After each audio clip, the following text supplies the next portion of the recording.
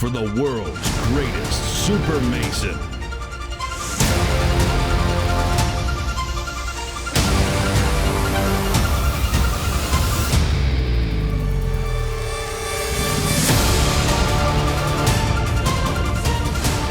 It's time for the greatest masons and tenders in the world to load up those mortar boards, grab their favorite trowels, and prove they're the best craftsmen in the business. He's ripping it, I'll tell you what. Head joint, bed joints, he's flying with that trowel. SPEC MIX Bricklayer 500 starts now. All right. You know what it's all about. Crowd, let me hear you. Who you rooting for? Oh, say, can you see by the dawn's early light what so proudly we hailed at the twilight's last gleaming, whose broad stripes and bright stars through the perilous fight o'er the ramparts we watched were so gallantly streaming. And the rocket's red glare, the bombs bursting in air, gave proof through the night that our flag was still there. Oh, say does that star-spangled banner yet wave o'er the land of the free and the home of the brave? Let's hear it for Annalise from IMY2. Returning champions, top craftsmen, previous winners.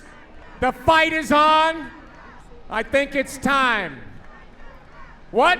I can't hear you. You ready to go? Let's go. Let's get it shaking here. I am going to count you down. Good luck, everybody. Let's find out who is the world's best bricklayer in 5, 4, 3, 2, 1. Let's lay some brick!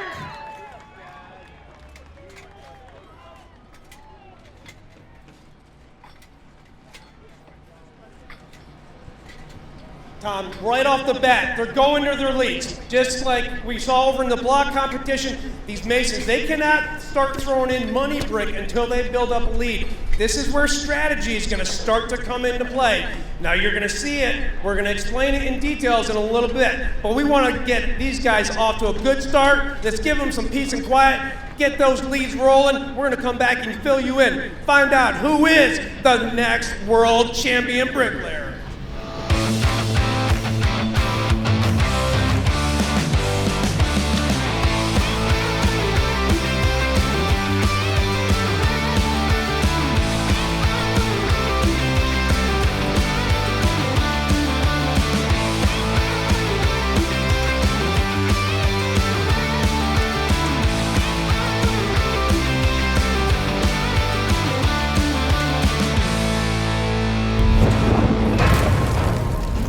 Everybody, as they're building their leads, I'm going to introduce the teams to you. You can follow them throughout the stalls. Stall number 1, the returning world champion from last year, Fred Campbell and his tender, Tony Shelton. Stall number 2, Mason Emilio Dibra and tender, Charlie Cheatham. Stall number 3, Esteban Cabral, his tender, Oscar Gossin, Esteban has a brother. We'll get to him in just a second. Stall number 4, we're going to be missing Alan McLeese due to a family priority, but our thoughts are with him and his tender, Dean McClanahan, as they are not here today.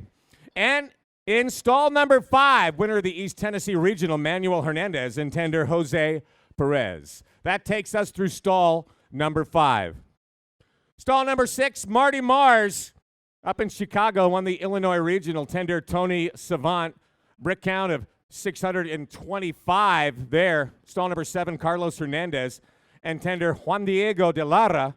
They won the Oklahoma Regional. Jake Brock from Wisconsin, and tender, Nick Miller. And then Mario Landeros in number 9, and the tender, Adolfo Gonzalez Jr. They won the North Texas Regional. Stall number 10, you have heard this name before. Yeah, it's the Tuttle Group, Brian and Scott. Brian is the mason. The tender is Scott Tuttle. They were the 2017 top craftsmen. So look for them to build a really good wall. Stall number 11, that, of course, is our returning top craftsman. That is Darren Douthit and his tender, Nigel Delmez. Number 12, Javier Chacon and tender, Steve Braswell. Stall number 13, we met that group a little earlier. They were absolutely unruly. We met Mom, and we loved her. Johnny Langerap and tender, Luke Wickander from the Northeast Regional. Former world champion, just a couple of years removed in stall 14, David Chavez and tender, Guadalupe Hernandez. And then in stall 15, Brian Wade, tender, Ricky Mullins. David Puga, Ricky Martinez is the tender there. Stall 17, Nick Campbell. David Kelly, is the mason. Nick Campbell is the tender. And then our 4 wild card winners, Juan Cabral. He was in stall number 18. Omar Mayorga is his tender. Jacob Ramirez, he is the mason, along with Jesus Perez Jimenez in 19. Number 20, Zach Guire. Oscar Herrera is his tender. And then here's a name you might recognize, Jason Bowl. The Bowl name was all over the prize sheet back in the early 2000s. His tender is Zach Ferris. So that is your mason and tender teams. I'm going to throw it over to Sean O'Malley right now, who's down on the floor. Sean? Yeah, thank you very much, Tom. I wanted to get your attention a little bit sooner here. We're going to be talking about strategy here a lot today. I'm in Manuel Hernandez's stall. He's already doing something a little bit different. You see some leads that are going up high. People are spending extra time with that level. That's less brick in the middle of the wall. Now, Manuel, he already went, he's got 2 course lead. That's not very high, but he's filling in the middle of the wall. It's a different strategy. Is this going to be the ticket to winning the event today? It very well could be. He's got a lot of units going in already, though, so he's taking a different path. Let's go back to you, Tom, and see what else you got there for who else is going to compete.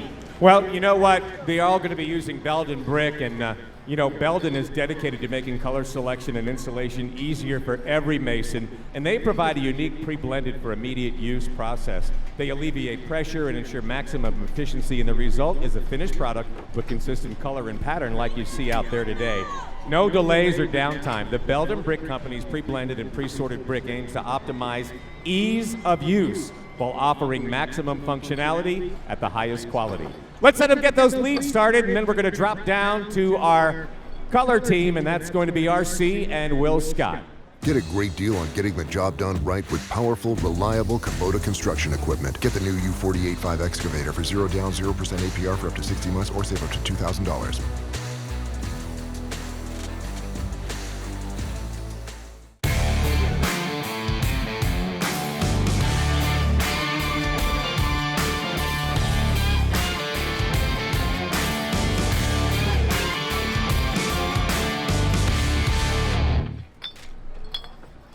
RC, you got your ears on over there, buddy?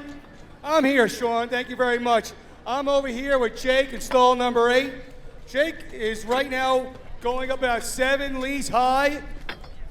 And that's really much different than what you were discussing earlier over there with Manuel. This is a much different technique. I apologize. Jake has been here for 2 years now. Having this higher lead is going to give this competitor an opportunity to reach his goal, which he wanted to have 800 brick. So he knows that there's 80 brick across double wide, and he's got about 7 high, so he knows how to get to that 800 number, which is a good thing. Well, it's a isn't bold. that a little bit risky, though? Because what if he doesn't fill in all those leads? That's what I was just going to get. It's a very bold move there, Sean. All right. Aggressive. In Las Vegas, you need to roll aggressive. That's right. He's going big or go home. Thank you for that update, RC.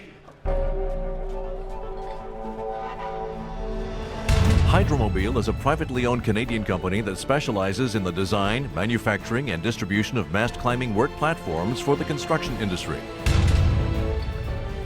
Our engineering team continuously improves our line of products and quality levels, helping Hydromobile stay ahead of the competition and remain the industry leader.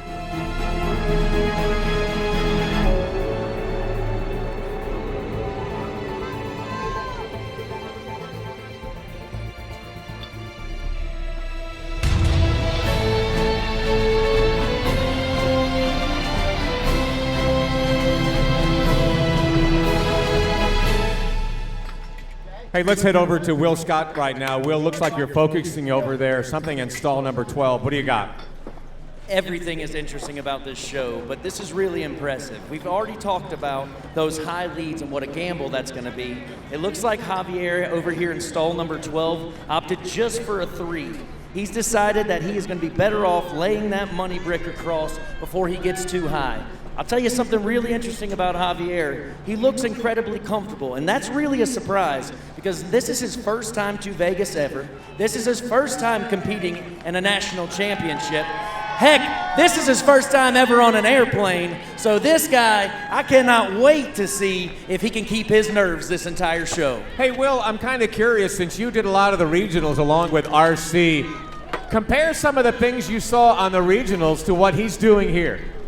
What he has here is, again, the smaller leads is a little bit different than we see. The cooler weather allows you to get a lot more mortar spread across this wall. He's not able to get way too far ahead. A lot of times he's stopping, and a lot of times he's making sure he's got softer mud at the end. So no big deal, but this tender right here is working his rear off to keep that mud perfect for him.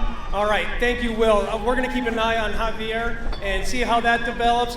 Love to hear that he got on his first flight, but you know what? Let's take our eyes off of the bricklayers for just a moment and put it to the crowd. Starting over on the east side, which is the convention side. Crowd, if you're out there, if you make some noise, somebody might start tossing some goodies your way. They're coming down the line, but they're not going to throw them if you're not yelling. So get going.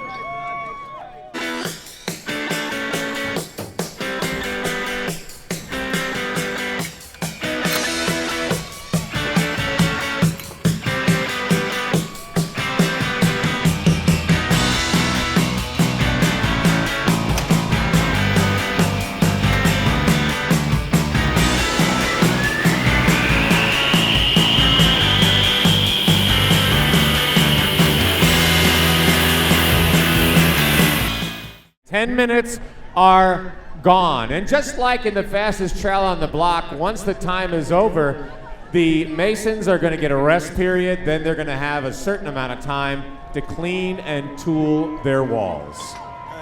Just looking at this 10 minutes, the different strategies again, how is this going to pan out at the end of the day?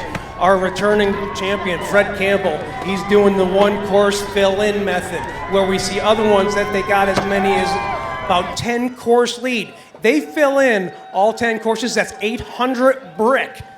That could be impressive to see.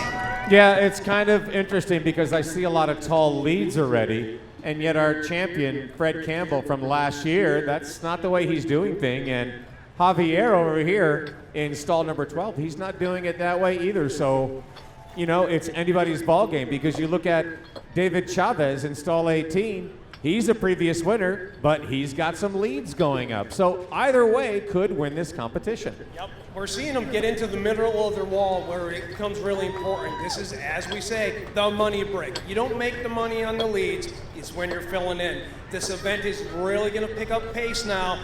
Now they have to start concerning themselves about wearing out, if the heat's going to get to them. Can their tender actually keep up with keeping the mud in the condition that the Masons like? All right, I'm going to turn it over to the third best looking guy on the arena floor right now, Will Scott. Will? First of all, that is a debatable comment, but we're going to leave that alone. Right now, you're seeing something exceptionally unique. Johnny here in stall number 13 is actually only spreading for 1 brick at a time. We saw over here Javier spread the whole wall on one side, sometimes half the wall to not get ahead. He's a little bit worried about the mortar getting too stiff on him, so he is literally spreading for each brick at a time. That is really, really unique. Now, Will, there's a name for that, and it's not uncommon for masons to use the pick and dip method. Now, it's not really used often if someone's trying to drive in a lot of brick real fast. Usually it's for more intricate work. But I saw this work for Johnny up in the northeast event. That pick and dip, he smoked them, and it's impressive. Is that a totally different technique? Do you think it's going to pan out? Absolutely. I mean, if it's worked up for him up there, I wouldn't be surprised. Again, I've been here 12 years, never seen it before in the big show. So again, another impressive thing. And, you know, Javier's not the only one with some firsts. Last night, Johnny actually won a Kid Rock look contest. So he looks just like him. No big deal. I hope it doesn't go to his head. So we're excited to see what he's going to do today. Hey, you let him get back to work there, and we're going to take on some business here. Tom, let's go out there and see what else we can come up with. I think so. I thought for sure he was going to say Kid Brick instead of Kid Rock, but you know. That's what it should have been. Yeah, that's what it is. Giving us a time check right now to let you guys know what's happening. It's just a little under 50 minutes. We want to keep you guys up to date because of the heat out here. We know that it may change the way that they do lay brick. There might be a certain amount of stamina they want to save for the end. So we'll keep you accurately 46 minutes and change right now left for laying some brick, Sean. The Thermal Brick Support from Homan and Bernard is a groundbreaking brick veneer support system that reduces thermal bridging and relief angles. The systems are designed and engineered in-house to meet your specific project needs. Also available is the TBS Independent Tube Bracket Support System, which features a bracket which is mounted to the substrate and a relief angle which is hung onto the bracket as shown. Both systems should be flashed with through-all flashing and are detailed just like any other relief angle, while allowing insulation to remain continuous behind the shelf angle. For more videos and information, visit us online at h-b.com. You know, these guys are not just competing for the brand new Ford F-250 Super Duty truck. There's also a $5,000 check. You get a World Championship jacket, and that is just bragging rights alone, all by itself right there. A multi-equip ESSIC Pro 12 mortar mixer. You get the Marshalltown ceremonial trophy trowel and tool bag. Of course, these masons out here just slamming that Marshalltown trowel across the bricks. It's absolutely amazing. Steel's throwing in the TSA 230 cut quick battery powered cutoff machine with accessories. Dan was using that yesterday during demo day. Just a ridiculously cool machine. Block loader. All of our MCs out there and our mudslingers, they're wearing just this cool block loader wear. I got the long pants. Our mudslingers are wearing the shorts. We do want to thank them for providing that for everybody. You get their Stabila Champion belt, a custom trophy, level, and plaque. The Gatorback 10-pack of mortar boards. Of course, Gatorback now part of the Marshalltown family. And then IQ Power Tools, you're going to get the IQM-S 362 table saw set with accessory. RC, what do you got down there, my friend? We got a lot going on down here right now. I'm with Mario, and Adolfo is tender. I wanted to point something out which is really unique. It's brick placement by the tender. This is strategy now. So he is particularly placing his brick right here with the side to where the brick needs to be facing out, where they're going to be judged. These are the shiners right here where the stand part is. He's placing this for his back side of the wall, for the working side of the wall so he can place it. And for the brick, going for the backside, put it on an angle so he can place it on the backside so there's no shiners. This team has got a technique. We talked about the leads and why they're so important between small and large, and we can get back to that in a few minutes. But I definitely want to point out to what Mario's doing with this tender with important brick placement. And it depends. Some masons will have their tenders. They do have a little pre-con meeting where if they want it on an angle, placed it straight. But it's really important because the mason is not looking which brick he's laying. So he's relying on his tender, so he knows when he places that on his wall, there is going to be no shiner at the end of the day for no deductions. for that part. You know, I'm thinking it's almost like a Patrick Mahomes no-look pass. You just, bam, you place that brick, and it's going to fit.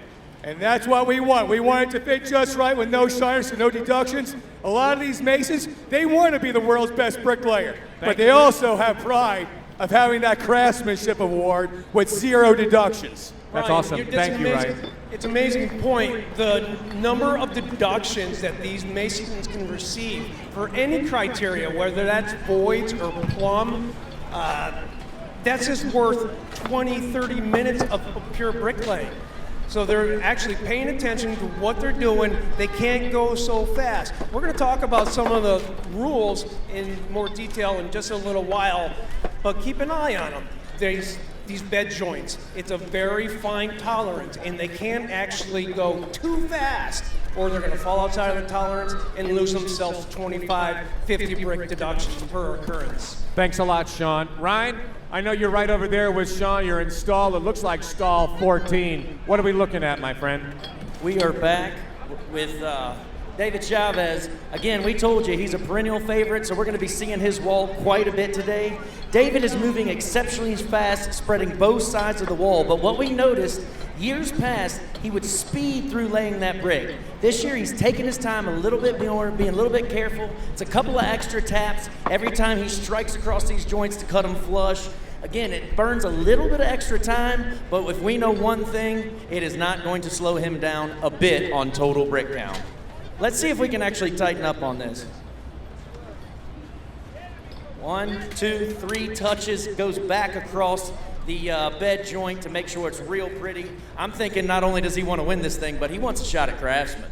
You know, I'm trying to count the seconds, 3-4 seconds a brick at the most. They're very efficient, Ryan. Well, truth be told, 3 or 4 seconds is about what it would take me to lay no brick. So very impressive. Hey, listen, I do want to make mention, I was talking about Block Louder earlier. You know, they use quality fabrics and skilled craftsmanship to produce long-lasting, efficient workwear for all types of tradesmen.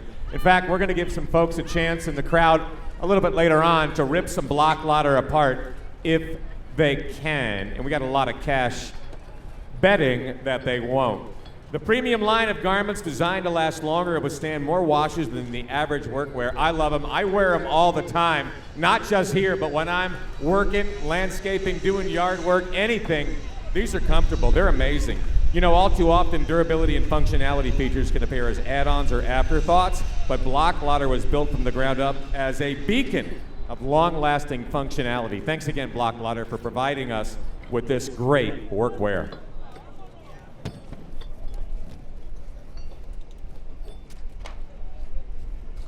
Sean and Tom, I want to point out one thing about strategy. Today is about strategy, especially with this heat. Heat has a lot to do with laying masonry. So it's really important to understand the units you're laying with the particular mortar here supplied by SPEC MIX. So we talked about leads. We have our stall number 8 again here with Jake. I apologize, with Mario. And stall number 9. He's got about an 8-course lead. On a cooler day, this might be a bold move because the mortar might be not as dried up and set up as faster. So what happens, the brick can swim a little bit. It can throw your plumb out just a little bit, which is part of a deduction. But today, with the heat being so high, this might be a great idea for Mario. So where the mortar's set up just a little bit hotter and a little bit faster, where you go to your shorter leads, where it's more controlled, when it's a little bit cooler. Yep. So once again, it's changing day by day, climate by climate. So today, everything's out there because these masons had a game plan coming in, but they're feeling this heat and they're just not sure which way to go. So they're going with the game plan they had prior to coming in. That's good stuff, Ryan, and you brought some really good points on how they have to adjust daily, even from 4 hours to 4 hours as the shade moves in. Right now, they're going big. This mortar is actually provided by SPEC MIX. We took some precautions. We knew it was going to be hot out here in June in Las Vegas, so we have an admixture in there to actually help it out. It's a custom mortar for this project, but mason contractors all across the country can get these custom mortars, whether it's water repellents, heat retarders, and so on and so forth. And Sean, you're 100% right, but another thing is about IRA of brick. the rate of absorption is really important. Having a low IRA brick will help, and when it's a little bit cool, having a higher IRA brick. So it's really about the brick, getting a good quality brick with a great quality mortar, so there's an intimate bond between the two materials, so these guys can lay the most brick within that 1 hour with minimal deductions. All right, let's watch these guys lay some brick. Give them a break for a second.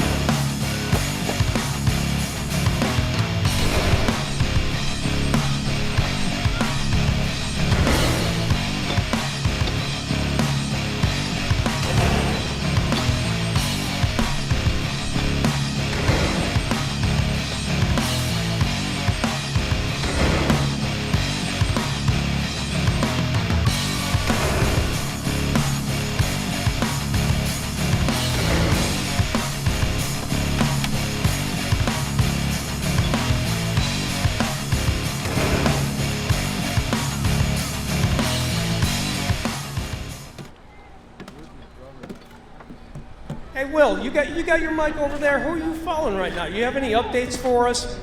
I sure do. I'm standing right behind Mr. Brian Wade. I'll be honest with you, Brian Wade is a name in the regionals that people fear. They know if he's coming to your town, they got a very small chance of winning. But I'll be honest with you, Brian is taking a different approach. He's slowing down himself. He likes the idea of that craftsman, but how smooth he is being, he's still got a shot at winning this thing. So very, very impressive. Well, it wouldn't be uncommon to have a craftsman winner and also most brick in the wall. We've seen it here before. We sure have. He's also got some other techniques that are pretty neat. I don't know if we've covered yet. He's actually using 2 line block glued together to be able to hold his string line. The big fear has been if you use 1 block and put it on the top brick, it will rack or pull the lead out of square. So 2 glued together allows it to hold 2 brick at a time, really stable. Hey, Will, Juan Cabral, who was in stall number 18, he had an awesome wild card number of 739 brick. You know, talk about a guy to fear right there. He didn't even win a regional. 739, that's an awful lot of brick right there. How is his wall starting out so far? I tell you what, down here, Mr. Cabral, he is, oh my goodness. No surprise, he has got his leads built up so incredibly high. He knows how many brick he's gonna lay today, and he was not afraid of it. Wow. Let's see if we can get in for a little bit of his technique. This is another example of that wild card entry. I mean, you can't take your eyes off them. Don't count them out because they qualified through that wild card status. They proved how impressive they can be. They demonstrated they can get the units in the wall that they needed. And here's something that's even more ridiculous. Will, his brother, who won the Colorado Regional, beat him by 9 brick at 748. So the brothers are gonna have a battle today. 2 brothers within 10 brick in each of their regional. I think that sounds right, but I'll be honest with you. He said he's gonna, well, let's say, shove him in a locker, right? Treat him like the little brother he is. So we're not one bit worried about it on this side of the competition. Well, Will, I'd like to interrupt here 1 second, Mr. Scott. I'm with the little brother right here, Esteban, and he is taking his brother on. So the little brother, and Will, I'd like to make a little wager that my friend over here on this side of the fence is going to take on his big brother, and this guy's going to lay 780. Will, you going to take that bet? I guess we're going to see in about 20 minutes. How long do we have, gentlemen? Do you know? Let's get a time check. They got more than 20 minutes, I know. We'll put the time check up on the board. We're halfway done. 30 minutes and change. 30 minutes and change. Crowd, how they doing so far? Iron Age boots aren't just any old boot. They were made back when a good job meant coming home in one piece. Our boots were built for that world. But more importantly, they were built for the men who worked it. These men. The ones chopping down trees in the wilderness with nothing more than an axe. The men building skyscrapers without power tools and without a safety harness. The guys getting tattoos in alleys, not parlors. Our fathers, our grandfathers, our great-grandfathers. Yeah, times have changed, but the work hasn't. So neither have we. That's why we're dedicated to building a better boot. Building something that'll take on hard jobs and last as long as you do. The best materials we can find, and only that. Designs that have taken the test of time and are still standing. Sure, lots of companies can say that, but Iron Age boots have been there, done that. Iron Age. Not just tough, old school tough. You know, all of our teams, they're competing to win that beautiful Ford F-250 truck, kind of like the one that's up on the Hydromobile scaffolding. And I want to tell you something that I learned about Ford yesterday. You know, there's a lot of innovation going on, and every so often a new vehicle comes along that just totally throws the status quo into disruption, changes the game. And that's the all-electric F-150 Lightning, America's favorite vehicle for nearly half a century. It is going digital, fully electric, and it's just going to constantly improve through over-the-air updates. The production begins next spring, the all-new Ford Rogue Electric Vehicle Center, and I know I'm allowed to say this on the air, but each of those new electric vehicles has a frunk. I'm not kidding, it's called a frunk. It's a front trunk. It's a front trunk because it's all electric, it goes on all the wheels, and there's just so much more space in the front. They call it a frunk. It's the most amazing thing. Well, what do they put in the trunk then? Anything they want. You got a F-150 bed, you got a front. Man, you could fit probably 1,000 block in that thing with no problem whatsoever. So are you telling me they got junk in their trunk? Or their front? Front? Junk in the front? That's why Will's the color of this event here today. Tom, a really interesting point that I want to make here. Being up here, we got this vantage point. Fred Campbell over here in the first stall. He's going pretty slow this year. It looks like he might be chasing a different trophy. I don't know. The wall looks good, and I'll tell you what, despite the leads, as you look at the overall height of the walls, Fred is still tough, and I think even with just about every other Mason that's out there. RC, throwing it over to you. Tom, I want to tell you one thing out here. This is the toughest tender right here indeed. No gloves on this tender. It's all about feel. We talk about keeping the tray strong, toughest tender. These Masons giving everything they got. Let's look at our man right here picking up these building brick, about 4 to 5 pounds each brick with their hands, bare hands. And one thing I want to point out, we got some Masons right here, like Emilio, with no gloves, and right behind us, we have Esteban with gloves wearing that brick. Some Masons like to have that feel of their brick for brick placement. It's an important strategy when it comes to bricklaying and for placement of brick. So they like to have that certain feel. You know, really good point. As a Mason, I could not wear gloves. You lose that sensation in your fingers and that touch with that brick.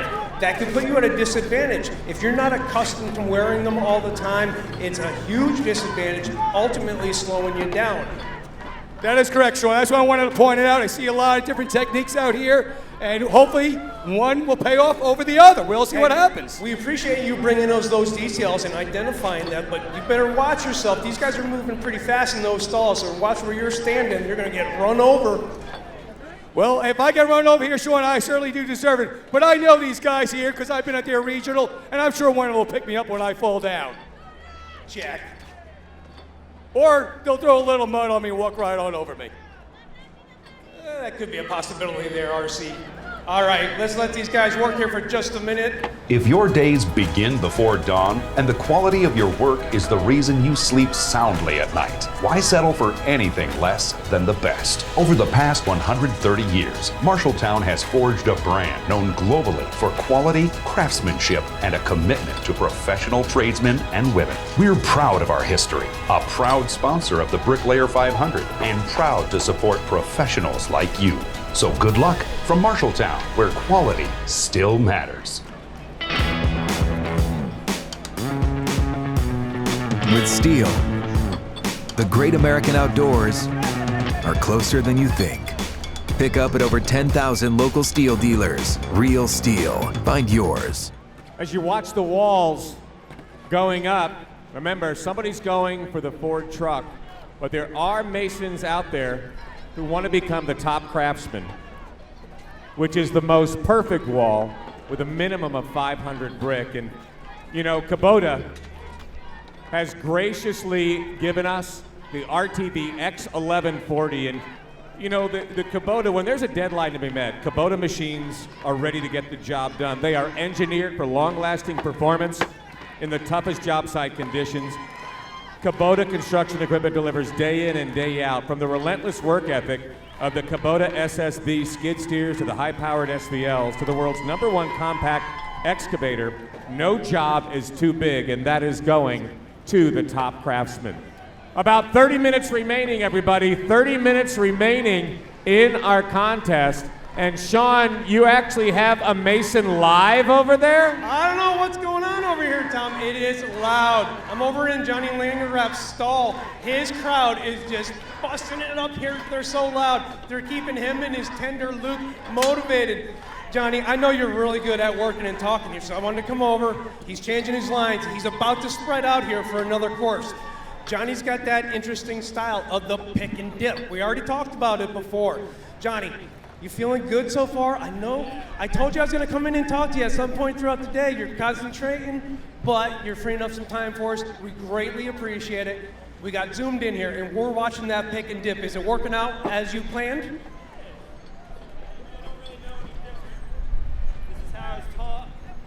This is how Johnny was taught, so he's continuing to stay what he knows. He doesn't want to vary from it. He's confident in this style. He's going to keep rocking and rolling. Look at this is what you call in-your-face masonry.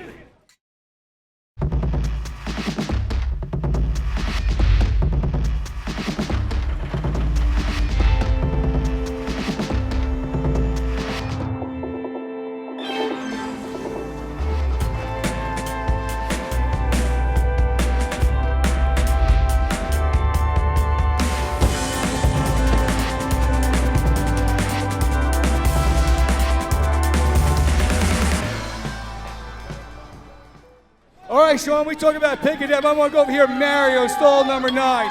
He's got a technique here, right here. He's taking his SPEC MIX mortar. He's going straight down the line. And then he's gonna cut it straight on down with this trowel. So he can get his bed joints on both sides covered in mortar, so he can make it quicker and faster. As you just saw right there, he split that mortar right down the middle, so he covered both his working side and his back side of his wall. Double hand bricklaying is a very difficult process and technique.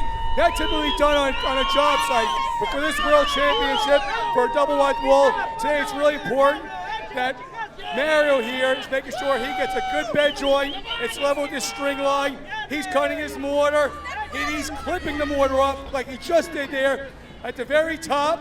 And it's a clip joint, so he gets a nice head joint. And when he works on his working side of the wall, as you see from behind right here, he's got now a lot more brick to lay, but he'll be able to control and it'll be nice and lined up. So I'm going to give it back to you while Mario's working real hard here on trying to reach his 700 and brick count. I like it. 25 minutes. 25 minutes remaining. Sean, you got a big crowd over there. They got to scream for 25 more minutes. I don't know if they can keep it up. The Masons, the Tenders, they're going to keep it up.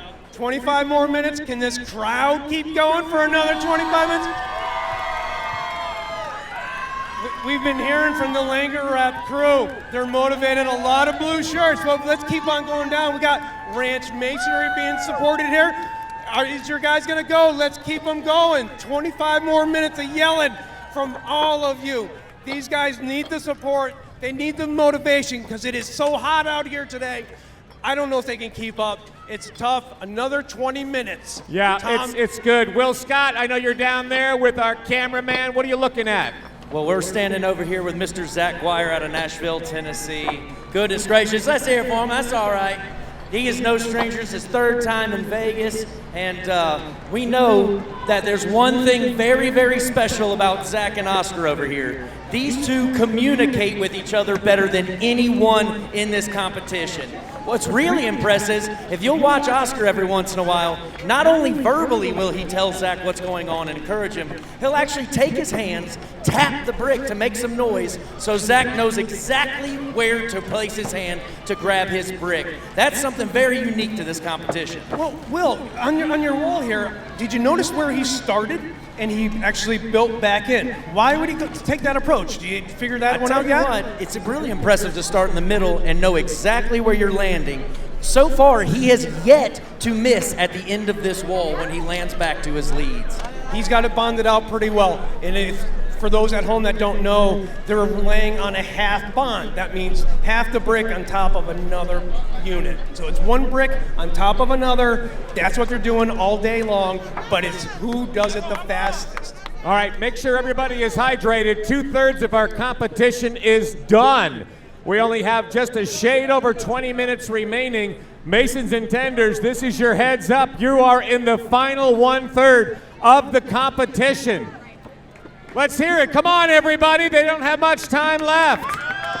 Does anybody want the keys to a brand new F-250 from Ford? All right, here we got stall number 11, Darren. Darren out here, he is going at a good speed. He's going for a clean wall. To me, I think he's trying to win craftsmanship here. This is a beautiful wall that Darren is laying. It is very neat. He's got very slow, short leads, but yet, as you can see, from an eye's distance, and I don't have the judging tools, but I gotta tell you, these bedded head joints, the brick are very clean and level and plumb. The heights look good so far. Then again, I'm not a judge right now, and I'm not judging, but this is a very clean wall. So he's using his speed, and he's using his many years of experience in masonry to come up, hopefully, maybe as the top craftsman. Hey, so we'll see. Ryan, you know, not only would he win the RTV X1140 full-size diesel vehicle, there's also $5,000 involved as well. So a perfect wall is going to be a perfect afternoon for a check and a brand new Kubota. You get a Marshalltown trophy towel and tool bag. You get some nice stuff from Steel, the TSA 230 Cut Quick battery-powered cutoff machine. Block Lotters throwing in a $1,000 gift certificate. The Stabila Champion Belt. Gatorback's going to throw in 10-pack of mortar boards. And IQ Power Tools going to get you the IQ jacket and IQ 426 HEPA cyclonic dust extractor set with accessories. So there is a lot on the line, Ryan. Tom, there is a lot on the line. One thing I noticed when talking to each of these masons over the last 2 days, the years of experience coming from apprentices. We saw our masonry skills competition on the far end earlier today, which we'll see them later. But these masons were once there, and now they're here today at the World Championship Bricklaying. And I gotta tell you, it's really exciting to see how strong our industry is. Coming from an apprentice at one time, now having over 20, 30 years of experience and owning your own business. One great trade, and always to keep our trade strong. Hey, Ryan, thank you for that. I want you to move over there if you could. Stall number 8. He looks like he's doing something totally different than everyone else. If you can go check it out, report back to us in just a minute. Will and I are down here at the prize area, standing, sitting, leaning on this Kubota RTV right here. I don't think I'm going to let it go, Tom. I'm going to hang on to this. This is what the craftsman is going to be taking home. Not everyone is looking to lay the most brick. They want to lay the best brick for this baby. Well, I know you guys wanted to take a break. I didn't know we were going to take the Kubota for a spin, but I do have to admit, y'all look good sitting over there. Well, thank you very much. You know what, while we're down this end, we want to give some love out to these mudslingers. Will, these guys have been busting their butt all day in the same heat as the bricklayers. we've got these mudslingers wearing the white shirts, pushing the tubs. How important is it for them to be Johnny on the spot? Well, every mason out here knows you're nothing without your labor, you're nothing without your help. So truth is, these guys pushing these tubs, they are working exceptionally hard in this heat, but don't let these guys mixing fool you. They may look dirty, but that PA 4000 toggle switch being able to load material into that multi-quip mixer makes their job exceptionally easy. If there is any kind of dust that might be floating around, they're able to position themselves more appropriately depending on the conditions. Yeah. Those Essex mixers are just massive. That's a lot of mortar in each one.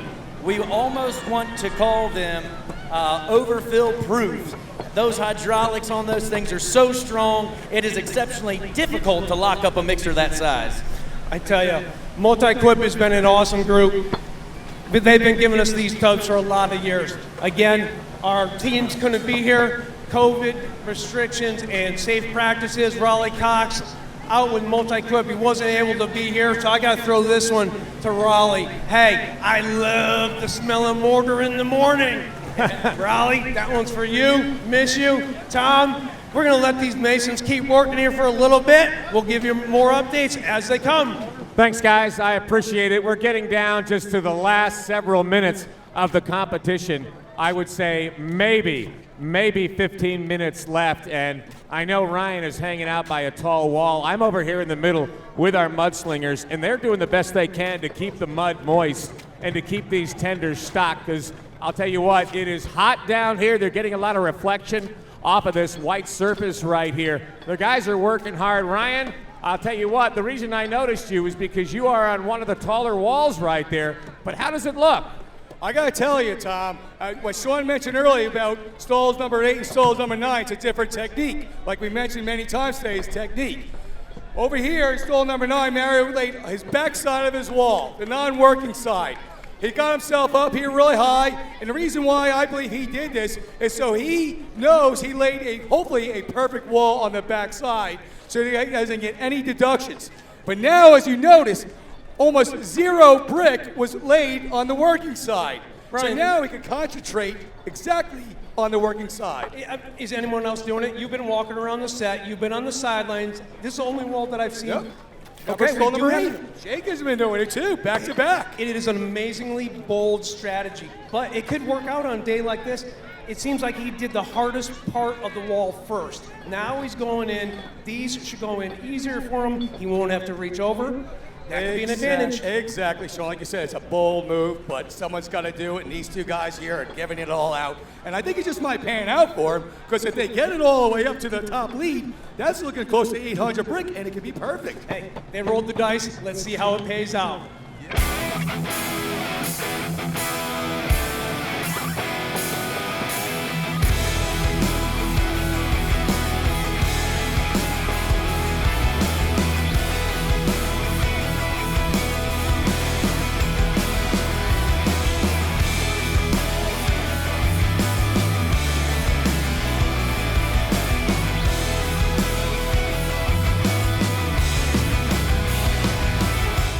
Starting to get closer together. We saw that big separation early, but now they're starting to get closer and closer with only 15 minutes to go. Yeah, 3/4 of the competition is done, and it is. You're seeing some walls catching up, some masons slowing down. The heat is definitely starting to take its toll.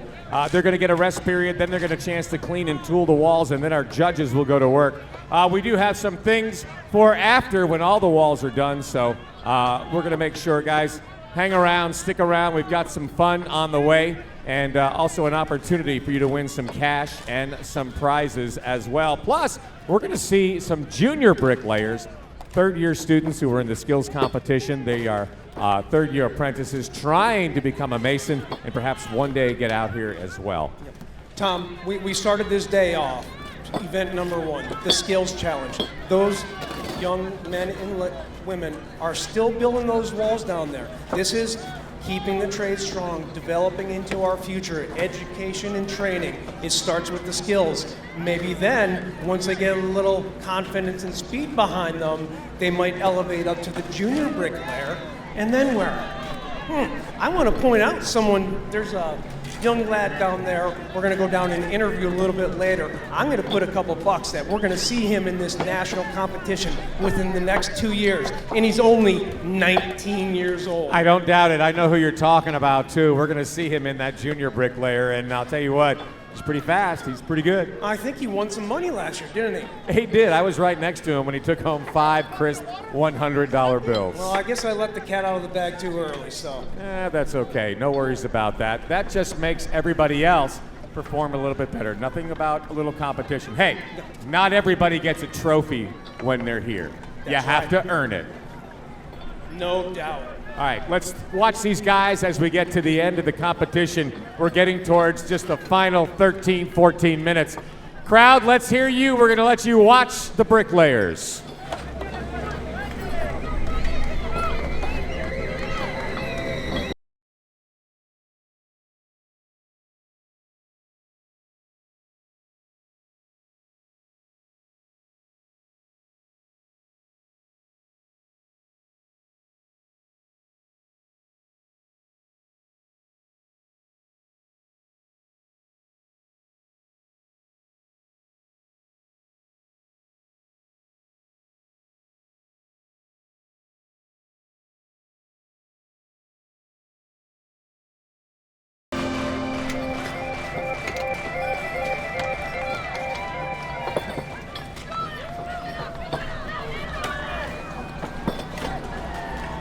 Tom, what are we coming up on? About 10 minutes somewhere, plus minus? I'd say probably maybe 12 minutes, maybe 13 minutes left in the competition. It's definitely on the back side of this thing, and you can see it's just a little bit slower pace right now. So if you want to make that last run and get those bricks on, now is the time to do it. A little bit of overcast, a little breeze blowing, might give you that second wind here as we wrap it up. Yeah, the clock says just a touch under 12 minutes. Now, we're not done with the strategies yet. Even though that we're coming down with 11 minutes, 49 seconds to go, we're going to probably see one more strategy yet to go. If you noticed, everybody had a predetermined size lead. Maybe that was only 1 brick, maybe 2 brick high. Some people went 10 brick.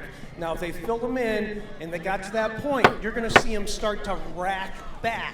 What does that mean? They're going to come in. They're not going to spend the time on the level. They're going to spot a brick on the middle of the wall, and that way they can keep going. They don't want the level work to slow them down.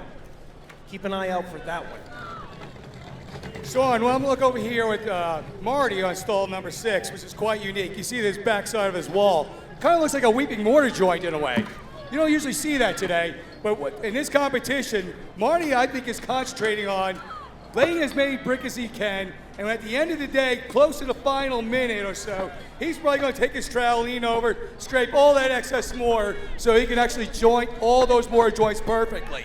So if you looked on his backside, with his actually working side of the wall, it's very clean, but this is what his technique is.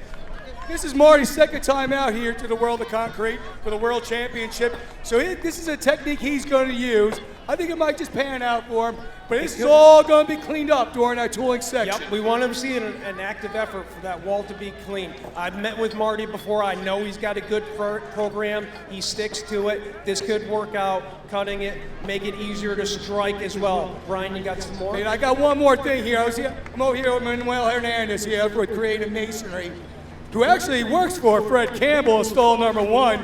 He said he wants to beat him, but Fred's going to give him a 200 brick lead on their own personal bet. So we'll see what wins. But I noticed something that he just did. And when it comes down to the last 10 seconds or so, everybody wants to get that last brick on, just so they can get that extra brick count. Got to be really careful, because if you lay that last brick and you throw it down, and you don't have time to tap it down and make it level, it could be tipped, and it could cost him a 23 All right, brick thank deduction. you, Ryan. Appreciate it. We're under 10 minutes now. You keep us updated. Let us know what's coming on. Tom, it's all coming down. Less than 10. What do you think? Well, you know, I mean, we've seen a lot of great walls out there. We've talked about Mr. Langerdap right here, his unique way of laying brick. The Cabral brothers, David Chavez. We talked about Darren Douthit and his perfect wall that he's trying again. A lot of people aren't paying attention to Fred Campbell down here, who is just going about his business and making a really good wall. It looks amazing. You know, you just brought up a really good point. As Johnny was doing that pick and dip, and we just talked about the rack back towards the end of the event, rather than using that level, Johnny's taking that approach right now. I'm letting the secret out. We're going to see it all. Yeah, I mean, there's so many different methods. He was taught to do that. I'm sure that these guys who probably learned from their father or grandfather, there's different ways of doing this job. Any of those are effective, and that's what it takes. Sean, you're pointing at something. What do you see down there? These guys are still running. They've been almost an hour into this, in this heat, dry desert, and they're still running. Some people got it. They're chasing it hard. I'll tell you what, somebody wants to get the keys to that brand new F-250 Ford truck. That's what it's all about right there. Plus, there's a lot of money on the line. They're also going to get a check for $5,000, and I know that Mason's going to be sharing that with his tender because, hey, they work together. They're a team. What about that coveted trophy? They want their name engraved for life on that coveted SPEC MIX Bricklayer trophy. Yeah, kind of like hockey, you know. Everybody gets their name on the trophy. You get to carry it around with you for a whole year, right? Yeah, I'm going to jump in line, get my photograph taken with the champion in that trophy. You're darn right. I want the same thing as well. We are down to about 8 minutes, maybe 8 minutes right now. It is getting down to just a little bit. Ryan, RC, you're looking at our champion from last year. Looking at our three-time champion, yes, our champion from last year, Fred Campbell, and his partner there, tender, Tony Shelton. He's already laid up 7 courses. He's getting ready to start his 8th course. Fred is going nice and smooth at a good pace. Fred is trying to reach his 800 with 0 deductions. It's always been one of his goals. We're hoping Fred's going to get that here today. I'm thinking with this nice, great, steady pace and a beautiful backside of the wall, he just might take it home. We'll see what happens here. Mr. Will Scott, you got anything to offer up down there? Or? Yeah, I tell you what, you just mentioned how their fathers are passing this, this trade down to each kid. And we have a lot of 2nd, 3rd, 4th, even 5th generation Masons. But something really special about Mr. Cabral is that his mother is actually the one who taught him how to lay brick. She laid a lot of block actually down in Mexico. So kind of neat that the diversity is in the trade. So ladies at home, if you're looking for a good career that pays well, masonry is for you too. An awesome point, Will.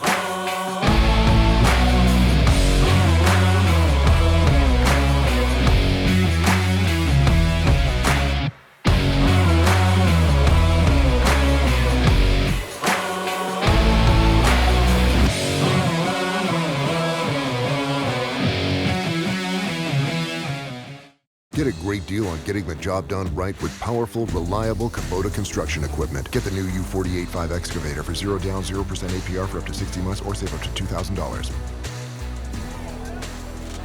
Less than 5 minutes remaining. Less than 5 minutes. Over here, stall number 7, we have Jake. He's already checking his plums, making sure he's making all his adjustments within the last 5 minutes. So Jake's going over here. We got 9 plumb points. 1, 2, 3, 4, and 1 in the middle, and 4 on the opposite end. So Jake over here has just checked all his plums on his back side and his working side of the wall. It's a great move because plums are a big deduction in this competition.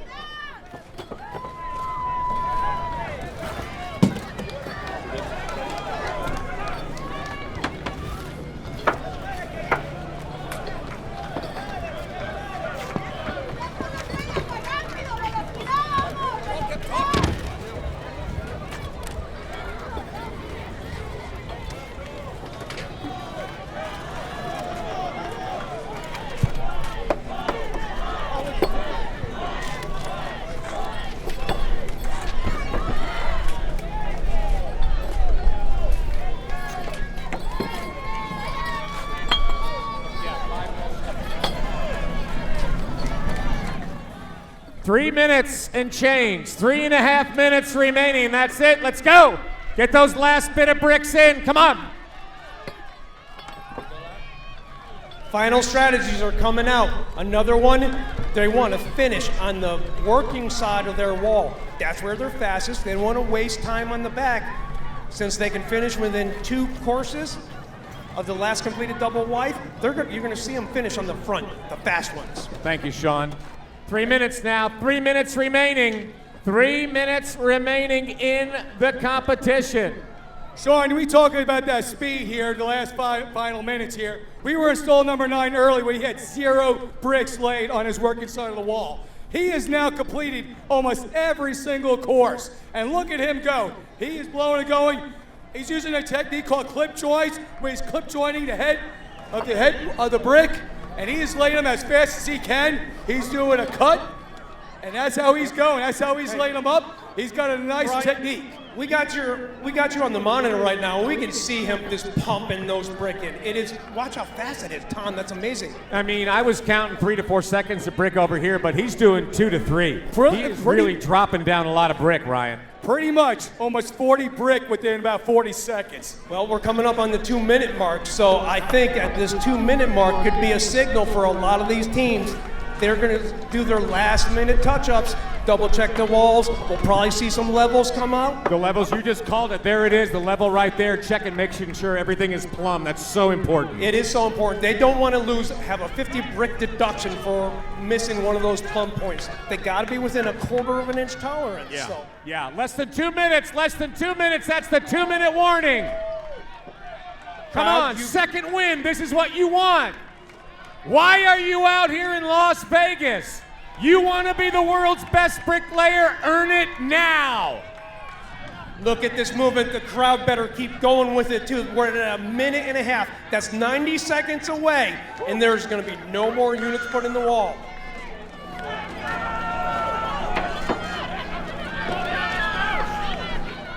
Will, it looks like there's a lot of energy down your side. Do you have something to report down there? Those guys are hustling. I see them running back and forth. Yeah, no question. Ryan just touched on it, but the speed at this time during the competition is absolutely incredible. Pays to be a little bit younger on this last moment. If you watch some of these guys, as they spread the wall, the first thing they do is hold their back while they hold and move that trowel. Just like a speed skater. Less than a minute, less than a minute. Well, let's see if that speed skater approach works out. We're seeing other seasoned Masons, seasoned champions like Fred Campbell, not have to run, not have to hustle as much. We're going to see in about 30 seconds which way it goes. That's it. We got 37 seconds left. Crowd, we're going to let you help us count it down at 10. We have got 1/2 minute remaining. 30 seconds. Let's hear it. Make some noise.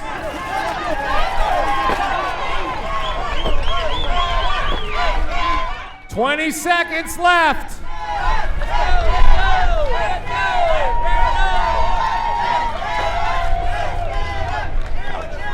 10 seconds. 9, 8, 7, 6, 5, 4, 3, 2, 1. Trowels down.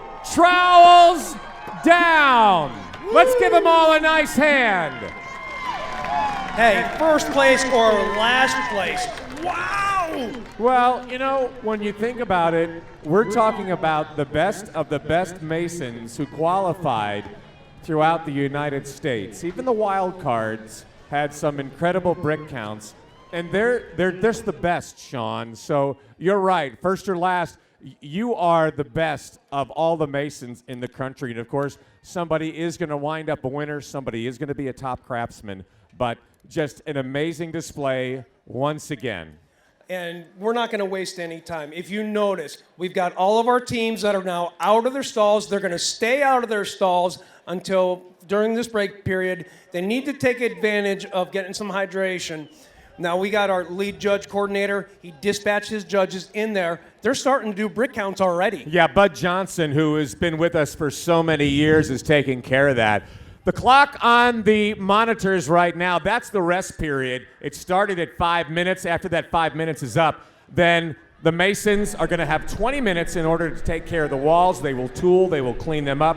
They've got to fix all of those problems within the bricks. And you know, we actually have a wall down here that we're going to get to in just a second to show what the judges look for. And Sean, being a mason yourself, I'm going to let you go down there and do that and take care of it because you know exactly where those deductions come from. Yeah, we do have a model. It's not going to be my favorite wall to show you because we're going to show some imperfections, which we never want to bring down our industry. These guys are craftsmen. Well, we celebrate them here today, the craftsmen. That's because I built the wall. That's why it looks so bad. So I kind of figured you guys I wasn't going to throw you under the wheelbarrow. All right, about 3.5 minutes left.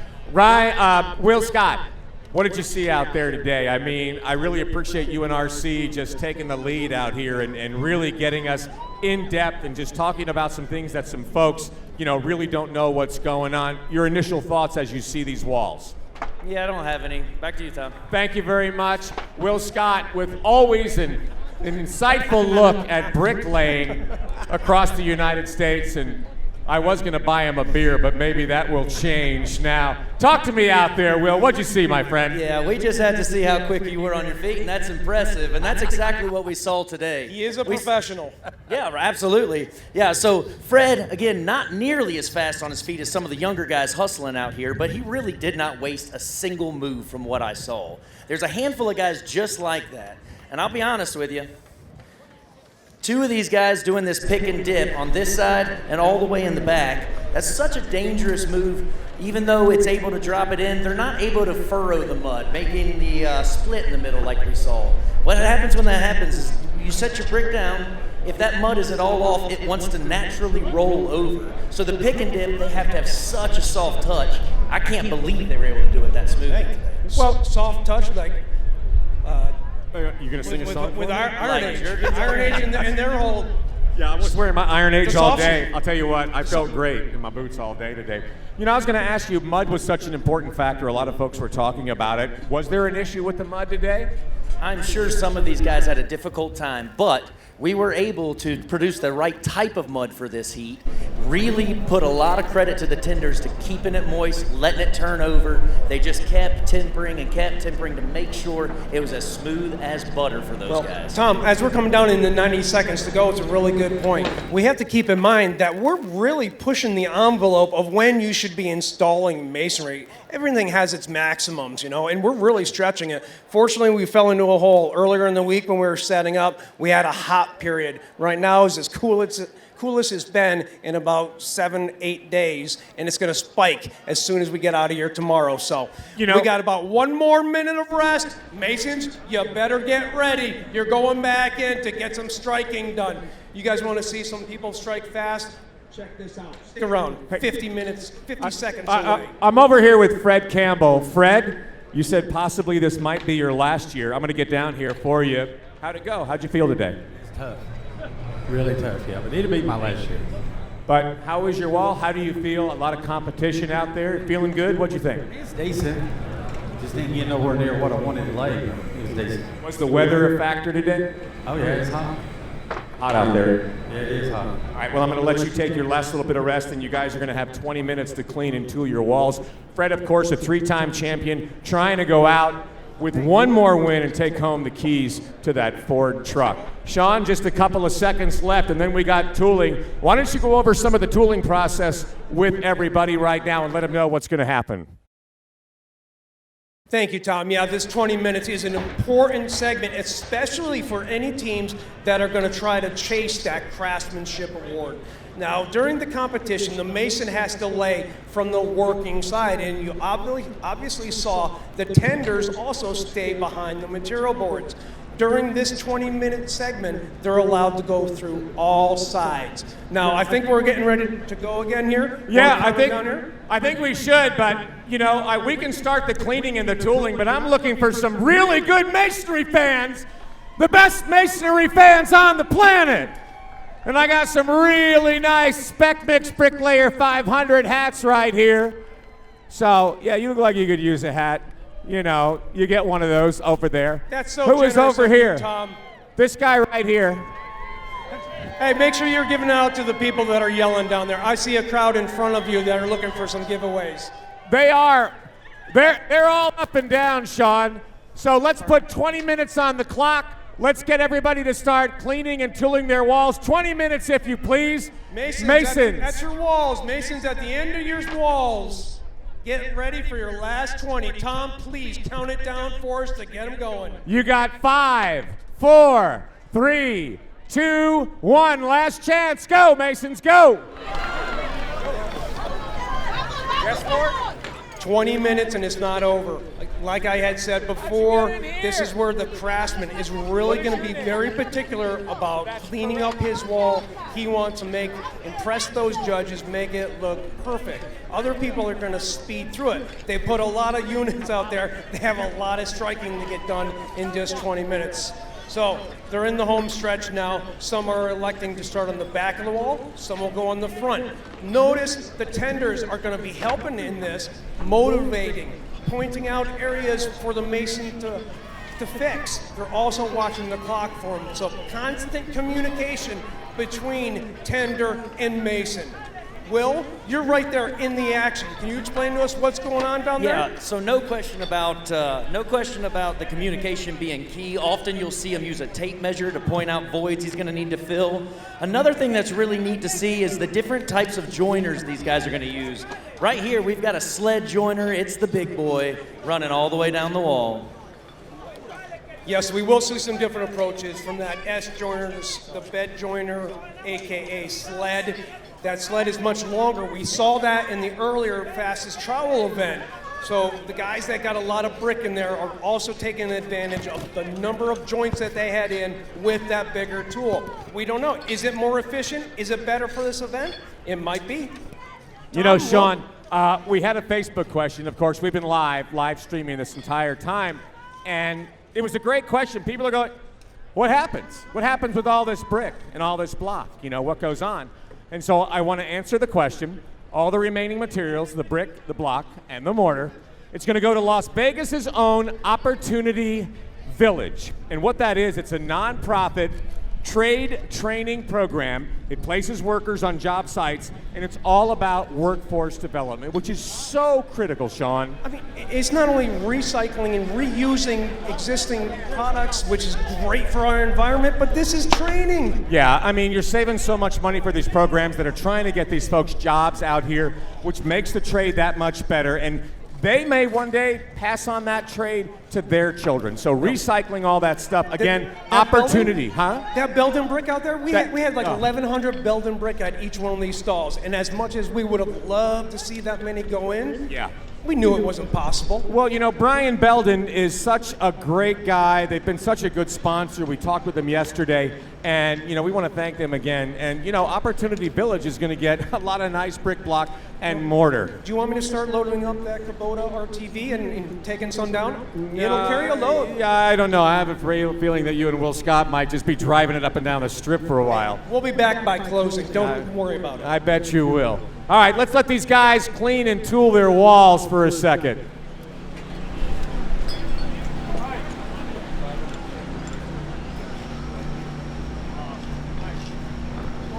Ladies and gentlemen, we are rolling real tight shot here. Something you're going to see different for every mason. Often they will take a trowel, hold it near to the wall, use their joiner to press in the mud to fill in the voids. Right here, we got the old hand trowel working. So he's actually taking the time to pull the mortar directly into his hands and stick it on the wall. Tom? Thanks a lot, Will. I appreciate it. You know, when we think about this and, you know, we get to the edge, the judges have such a tough time, but Bud Johnson, I want to thank him and all of his judges who do such a great job. They volunteer their time to come out here and do this, and it's not easy. You know, and sometimes it could be 1-2 points differential. Last year's 783, Fred Campbell, who was our winner. But Bud, we thank you. There he is right in front of us over here. He's looking over the walls. He makes sure that everything is on the up and up and that we are good to go. Because there's a lot on the line, Sean, $125,000 worth of cash and prizes. Now, that's across all the competitions. That's everything. True. But, I mean, we're talking about a beautiful Ford F-250, you know, and then $5,000 cash. So there's a lot of money on the line right here. Oh, there's a lot of money. It's still life-changing. Handing out a brand new truck a payment you don't have to worry about. That's what they're going to be able to maybe more money towards a son's education or a daughter's education, training in the trades. A lot of numerous ways to spend the money. They have options now. So that's great that our industry recognizes that. We create the Studio 54 of masonry parties to recognize the best craft in the world, masonry. That's true, and we're going to be seeing the junior bricklayers in just a few minutes. We're going to have them right behind us over here. It's going to be the third-year students, the third-year apprentices. So we'll just see how good they do. They only get 10 minutes, but you know what? I bet they're going to do pretty good. I think only 3 of those are for junior bricklayers. I think one of those might be for you and I to go head-to-head. Look at the time. I think I got to go to lunch. Sorry. I don't know. So. All right, we'll get the 4 filled by juniors. All right, 14 minutes remaining. 14 minutes. Let's keep an eye on this tooling.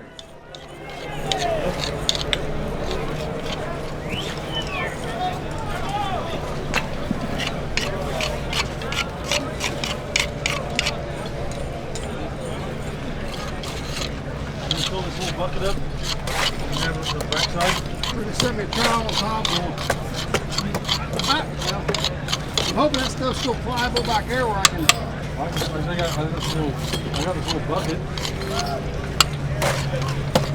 Or are you going to use it like a trowel? I never really looked to see how bad it was on the backside.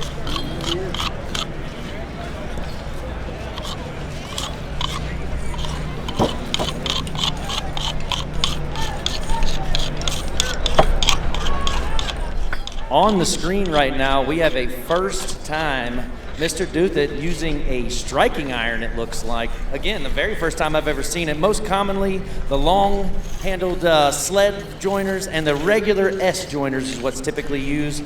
But if this camera can get a look, he has got a totally unique tool to be working. Hey, Will, I'm really interested in what you got there. Could we get a good angle zoomed in on that, what you're talking about? Maybe you can explain it a little bit more. Looks unusual. It looks like the end of this unit has got a perfect concave shape. So even though the handle is small and thin, the end of it is still able to press the mortar into the joint and seal to the brick itself. That's really going to help on a real job site to keep moisture out of that wall. That's so right. Exceptionally important. Compaction is important for that mortar joint.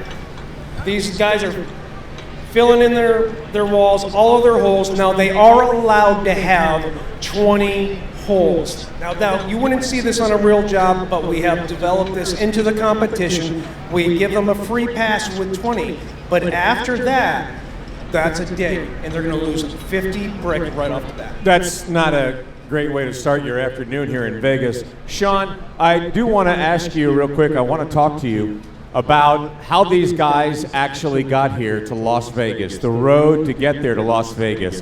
You got about, I just had a tender ask me how much time left. You still got about 12 to 13 minutes, about 12 to 13 minutes. How do these guys actually get to Las Vegas? There's only really one way. Yeah, airplane.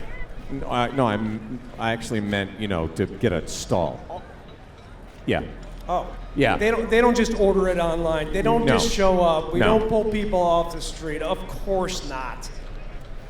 But it is a difficult process. We call it the SPEC MIX Regional Series. Last year, 2021 was a tough year to try it and have our regional series. We just hit a lot of obstacles from different restrictions, COVID limitations, large group gatherings. We couldn't have them all. Normally we have 20 to 24 different regionals across the country, and we strategically have them placed at different times so that the best of the best can come out to those locals, compete. You win there at the local level, you get an invite here. But it's only the winner that gets that invite. That's right, and in order to do that, they do have to go to the SPEC MIX website to see where the regional is in their area. I think that might be. Yeah. SPECMix.com. SPECMix.com, it's a great place to go. That's where folks went to actually, go to see the live stream tonight. We got about 10 minutes remaining in the wall cleaning and tooling right now. But if you go to specmix.com, you can find out there's going to be something near you to give you an opportunity to get here to Vegas. Not only that, for those people that have not competed before, they could go on to specmix.com and actually pull up the video segments and watch the regional series from this past year. Yeah. I know some of these guys out there, they wanted to check out the different styles. I'll guarantee you they were on that website seeing how a Fred Campbell does it or a Johnny Leningrad. They're all looking to maximize their count, do the best they can, so. Yeah, and you know, in the years past, we have had teams from Australia. We have had teams from the UK, from Canada, and hopefully that's going to happen once again next year. Of course, we're back here in January of 2022. We had a female mason out here, a female tender. Actually, Darby actually won here from Florida a while back. The father-daughter team. So yeah, and Goodwin, Jerry Goodwin and his daughter, they took home not only the championship, but also the top craftsman as well. Together, they laid 644 brick, the best wall and the most brick, and that was probably one of the most impressive wins, I think, in recent memory.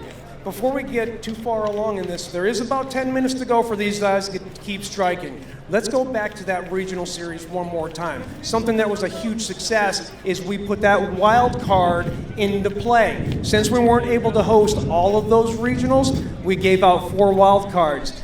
It is such a great thing. People are able to track who is the next wild card on the specmix.com site.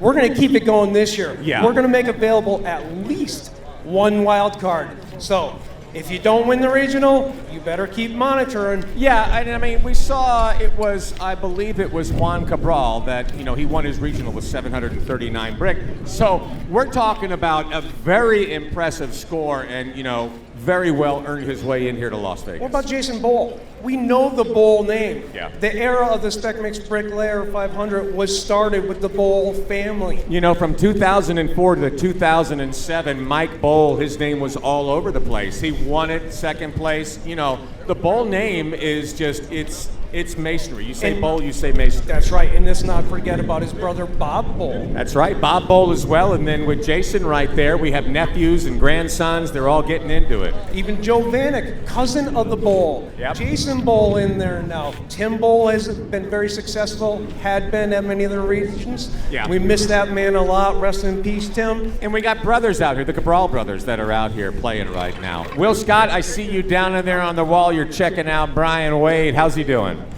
Yeah, if we can get the camera guys over here, I would love to show you. But let me tell you something surprisingly fun about this. Brian knows not to waste 1 second of time. So what he's actually doing is picking up mortar from between the brick that was squished, and he's picking it up off the ground to be able to fill the voids. Not something you see real often. A lot of guys are always trying to run back to the boards, pick up the mortar, bring it around to the back side of the wall. But Brian knows that he has got to save some time if he's going to make it through all these bricks. Hey, Will, that's a really good point. Oftentimes when these masons are striking their walls, they prefer to use a mortar that's a bit stiffer.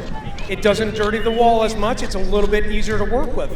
So if they have a loose material on their board, that's another way to get some of that harder material off the ground. Not the stuff that got contaminated. They're picking off the top of it. We got 7 minutes, Will. You keep an eye on it. Let us know. Dial us in. Show us who you think it's going to be. 7 minutes to go. Will.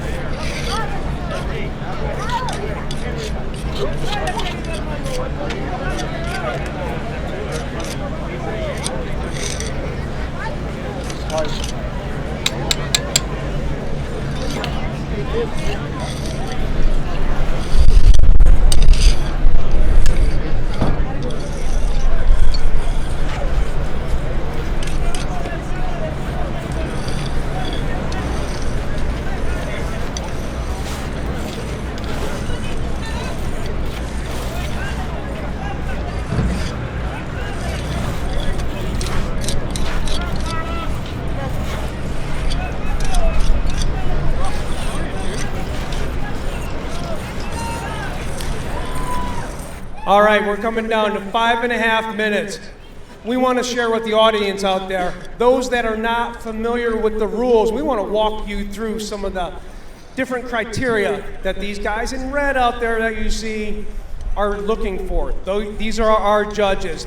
Years and years, decades and decades of experience, the best of the best, the trainers of the trainers. That's who we have on board with us today.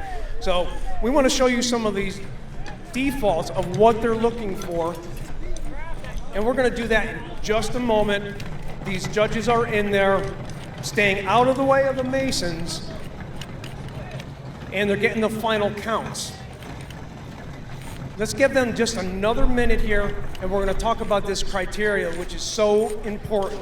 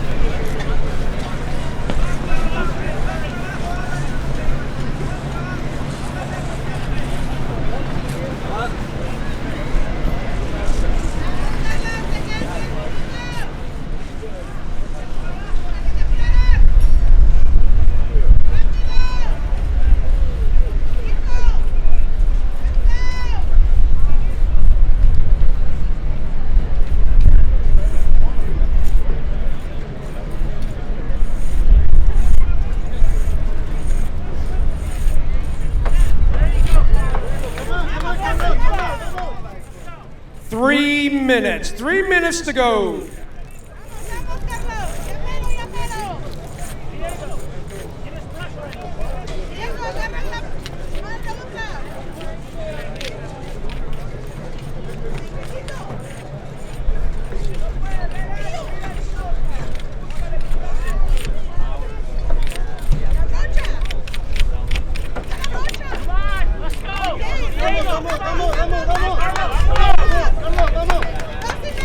Two and a half minutes. 2.5 minutes. 2.5 minutes.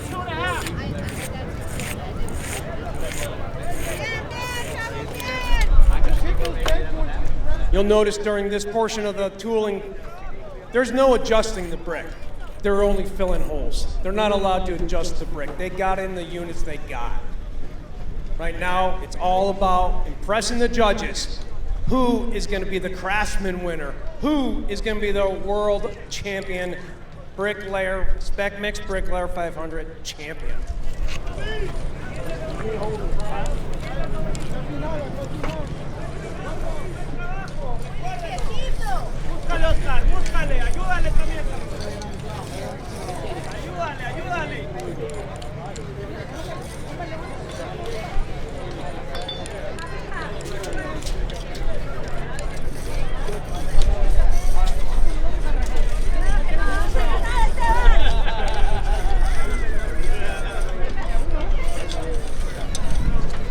It is the waning moments.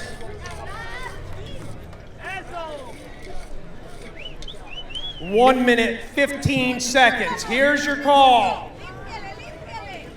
We're coming up on 1 minute. If you've got anything left out there, you better bring it right now.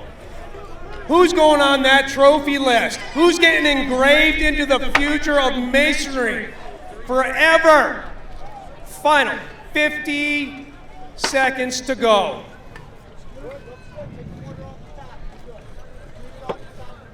I hope the crowd has got a voice left. Do ya? Do ya? When we get to 15 seconds, you're all going to help us count it down from 15 down to 0, right? You ready? Get your voices ready.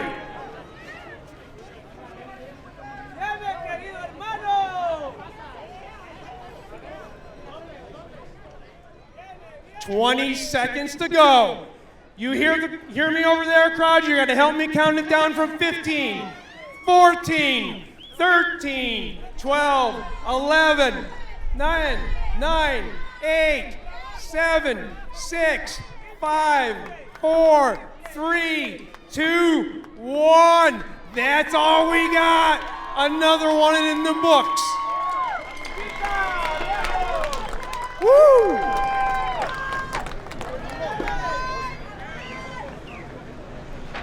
Amazing, absolutely amazing. All right, I believe right now we have Will Scott down in the arena. All the masons and tenders are done. You see the judges in the red shirts. They're in there. They're starting their point system. And Will, who do you have over there? And how does their wall look? I am standing in stall number 20 with Mr. Zach Guire. His wall is fantastic. I don't think anyone is surprised at all. He's a 5th generation mason, and it showed today with the quality in this wall. Zach, I know you've got to be so out of breath right now. I saw you holding your back while spreading. How did it feel today? It felt all right. I mean, the wind played in, the heat plays in, fatigue sets in. The mortar was a little tough to work with, but all in all, it was a good day. Yeah, that's the right attitude for these guys out here. We knew forearms and we know lower backs are going to kill everyone. You mentioned the mortar was tough. How did Oscar do keeping that stuff alive for you? He did phenomenal. Oscar's the best. Like you said, the communication is unspoken, but he's got it. He wouldn't be here without him for sure. That's wonderful. You've done such a fantastic job. Looking at this wall, I can't see anything wrong with it. Sean, are you over by the wall so you can give us an idea of what a bad wall would look like? Playing with my twiddle sticks over here. No, I appreciate that. That's really good insight from someone that's just got to be exhausted right now after that 60 minutes, an hour and 20 minutes with the tooling. Now, we got judges in there. Look at them. They're scouring these walls. We want to give you at home an idea of what these judges are looking for. These guys cannot just randomly throw in 1,000 brick or 800. No, they got to lay 500, 600, 700 good ones. This is what we're looking for, examples.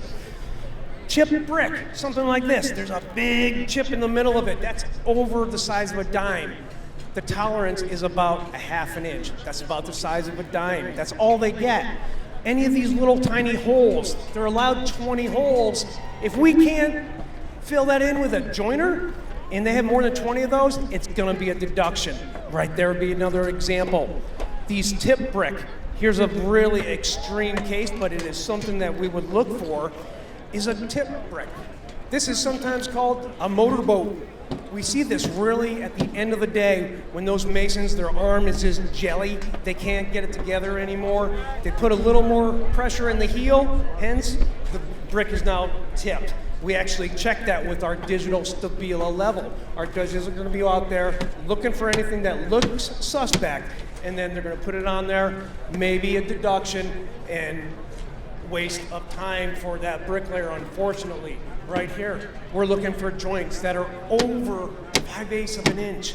This is a hard tolerance to get your joint just within that 1/4 inch to 5/8 tolerance.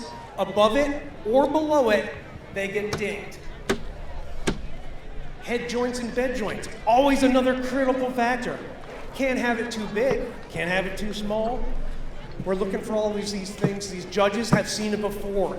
A really interesting one, once in a while, is a shiner right here. If they put that brick in backwards, these masons know the tricks. They're going to try to cover it with SPEC MIX mortar to cover it up so that judge can't find it. We got him. We are onto that dog. So, you know what, Tom? That's about what we got.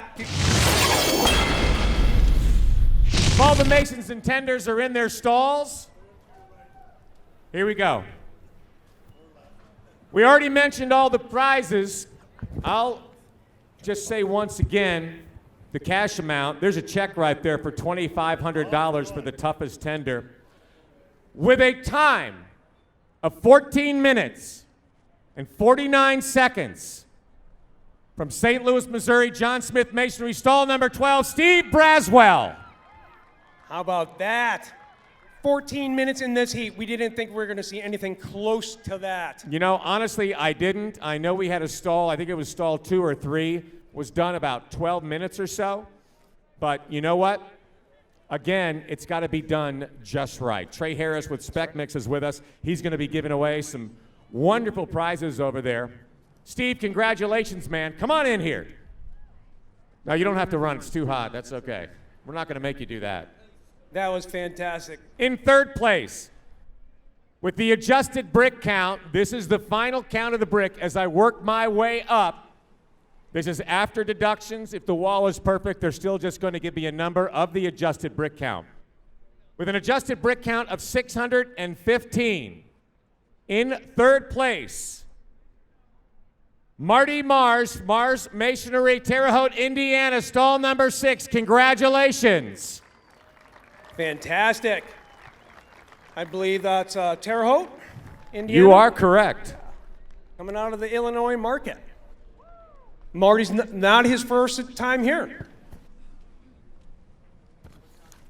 These guys got to be worn out by now. You think they have the energy to step up and collect all these prizes? Oh, I think a check kind of gives you a little hop in your step. Congratulations. Here you go. In second place, with an adjusted brick count of 618, a former winner, former top craftsman in 2017 from Clearfield, Utah, stall number 10, Brian Tuttle from Quick Trowel Masonry. Again, the Tuttle brothers, top of the food chain. Top of the food chain.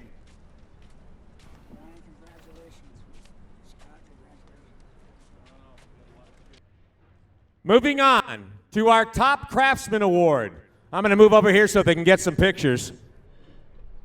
Now, the Top Craftsman Award has to have a minimum of 500 brick, and it is the most perfect wall, the most sellable wall, the wall that looks pretty darn good. Our top craftsman, who's also going to walk away, he's got the keys to the Kubota, to the RTV X1140. Please congratulate with a huge round of applause, repeating as champion, stall number 11, Darian Douthit from Providence Masonry. He does have to sit out next year according to the rules, but back-to-back is an amazing feat. 545 perfectly laid brick. Congratulations. Guys, nice job working together, but I'm going to walk over here with you because there's something that somebody would like to say to you. Darian, meet Jacob. Jacob? Congratulations. Congratulations. Huge accomplishment, back-to-back. We're very excited to present you with this Kubota X1140. Here you go, good sir. What do you say, Darian? I can't wait to get it home. 2 years in a row. I mean, was your total focus, it seemed to me like from the get-go, Will and RC were talking about that. It was like, I want to build the perfect wall. Yes, sir. Oh, from the get-go, all we wanted to do is put in over 500 and no deductions. I got to ask you a more personal question. That's going to be for you as well. How close do you live to Atlanta, Georgia? Because I would like to build a new house. Just get it. I want you to do it. All right, give me a plane ticket. I like that. That's good. Congratulations, Darian. Congratulations, guys. Awesome. Jacob, thank you so much. That's amazing. Brian Carney, you got the World Champion Trophy. Ready to get the name etched on? I love it. All right. Our champion. This is the exciting part. This is the exciting part, and I want to say, you know who wins the pool. You think? Oh, I know. I called it early on. I felt it in my blood. Look it. It is quiet out there. They want to know. Should we do that commercial break first? No, we're not going to do that. Okay. With an adjusted brick count of 678, a repeat champion in stall number 14, David Chavez from Ranch Masonry.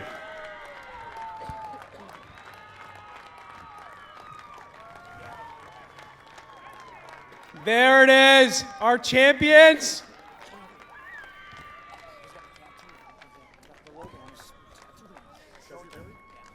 Talking about paying it in blood.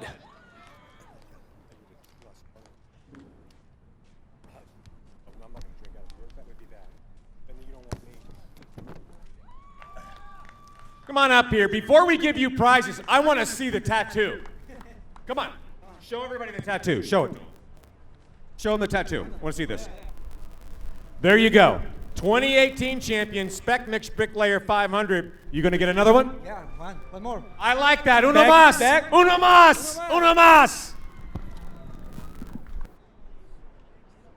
David, I'm going to turn the microphone over to Arturo, and Nick Banger from Ford would like to present you with something.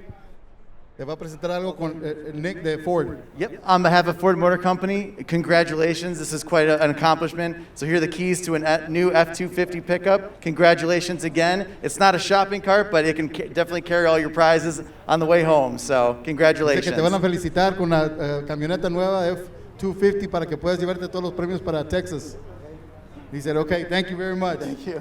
David, you're a two-time champion. You get a chance to come back next year because you didn't do 2 years in a row. You were cramping up a little bit. Was it a tough day out there? Dice que eres campeón 2 veces ahora. Pues te van a dar la oportunidad de regresar el año nuevo, el año que viene. Dice que estaba caliente, te estabas dando calambres. ¿Cómo te sientes? Todavía con calambres. He still has cramps. He said it was a tough work day, but it was worth it. David, Ford just presented you with the keys to the brand new 250 F-250. How do you feel? ¿Cómo te sientes de la camioneta nueva? Feliz. He's happy. He's very happy. Thank you very much. And you're going to take everybody here for a ride?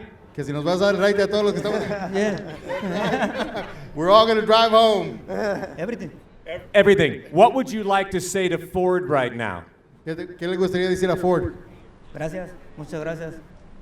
Thank you for being a proud sponsor of the SPEC MIX and all the other sponsors that were here supporting this. I know it's been a tough year for everybody, but we want to thank SPEC MIX and definitely Ford and all the other sponsors. Let's give them all a nice hand. David, thank you. Arturo, thank you for coming up and helping us out. Ranch Masonry, David Chavez, our world champion, the world's best bricklayer for 2021. Woo! Thank you. Nick Banger with Ford.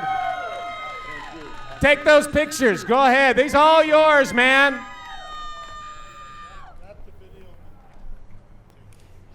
We're going to say goodbye, Sean, once again. It has been a pleasure working with you, my friend, and Jim O'Connor, Ryan Shaver. We had Ryan Coyne and Will Scott. It was a great day, wasn't it? It was a fantastic day. A lot of excitement, and we proved once again how to get it done. What a wonderful day.